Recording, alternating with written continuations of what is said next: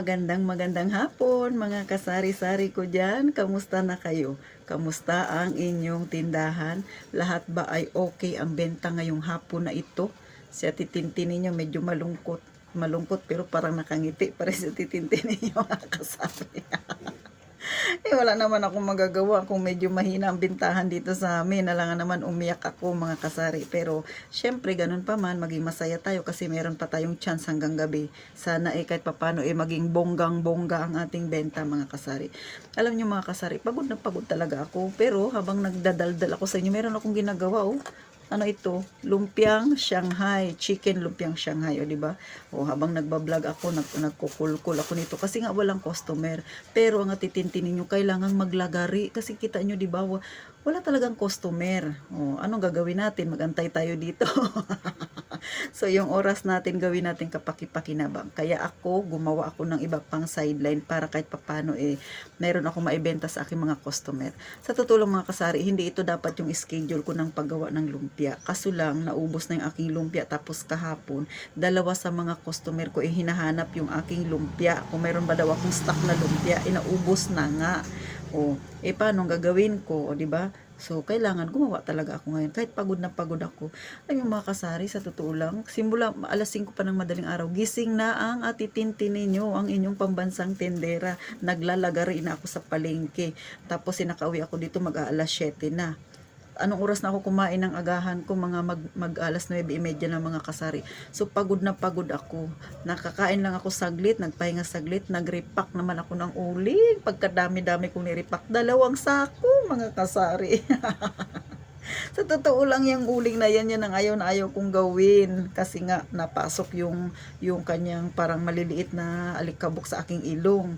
Wala akong magagawa kasi nga medyo mabenta naman siya mga kasari. So alangan naman hindi ako magbenta no, di ba? Lalo na ngayon na medyo tumal-tumal talaga. So lahat na lang ng pwedeng ibenta natin mga kasari.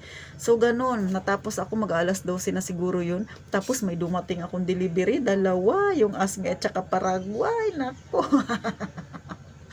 Pagkatapos kong kumain ng tanghalian, tapos dumating sila. So nagpahinga lang ako saglit, nag-display ako. Anong oras na ako natapos mag-display ng aking pinamili sa kanila. Dineliver nila. Ngayon, pagkatapos ko mag-display, hindi pa ako nakakapahinga at dahil wala na akong palaman, gumawa na naman ako ng peanut butter. Matindi talaga tong paglalagari ni Ate Tintin. Halata ba wala ng pera? Kasi nga mga kasari, mabenta yung aking tinapay. Naubos na yung aking palaman. Sayang naman, 'di ba? Sabi ko nga sa inyo, kung saan yung mabenta, doon tayo. Wala tayong magagawa. Talagang kikilos tayo kahit pagod na pagod ka na, pero kailangan mong gawin kasi para makabenta ka ng mas malaki. Lalo ngayon, medyo mahina talaga. So sayang kung wala kang yung hahanapin ni customer wala ka. Kaya si Titintin niyo, napilitan kahit pagod na ako, kailangan ko pa rin gumawa ng palaman. Sa totoo lang, mayroon naman akong binibilhang palaman. Kaso tanghali na nga siya dumating. Di ba? Alangan naman, antayin ko pa siya. Kailangan ko magbukas ng tindahan ng mas maaga. So, ganun mga kasari. Next, pagkatapos kong maggawa ng palaman, ito na nga.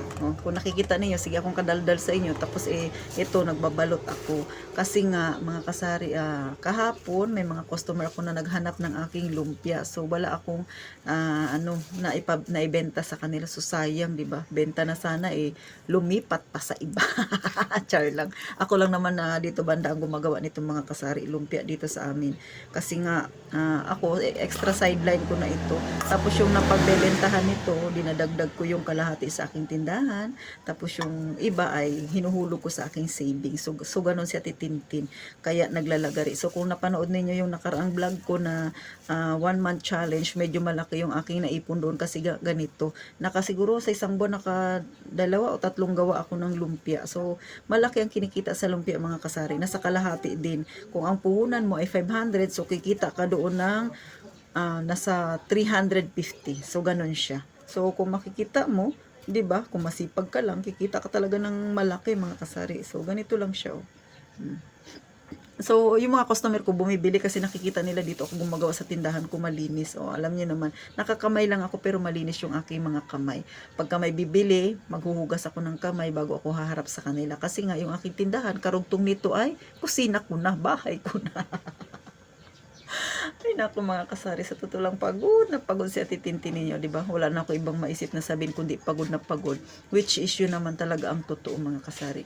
Kaya kayo na nanonood kay Ate Tintin na wala pang tindahan, huwag kayo magtawa sa akin ha. Kala ninyo, tatawa rin ako sa inyo ang may tindahan na kayo. Eh kasi ganito rin kayo ka-busy, o di ba? O sa mga nanonood diyan kay Ate Tintin na may tindahan na, alam ko busy rin kayo, ngingirit-ngirit kayo kay Ate Tintin. O dinadaan ko lang sa pagngiti mga kasari, pero sa totoo lang pagod na ako, kaya lang laban lang. Gusto ko lang ipakita sa inyo na kahit pipiso-piso lang yan yung tinutubo natin, o, di ba? Kahit palima-lima, go lang tayo kasi pera pa rin yan. Hindi mabubuo ang 1,000 kung walang piso. O, di ba mga kasari? Kaya mahalaga. Kaya kayo dyan, pag wala kayo masyadong ginagawa, try ninyo gumawa ng mga ganito din, ialok ninyo sa kapitbahay. O, di ba? Pag medyo hindi kayo mahiyain, so ganun mga kasari kasi sayang din yun.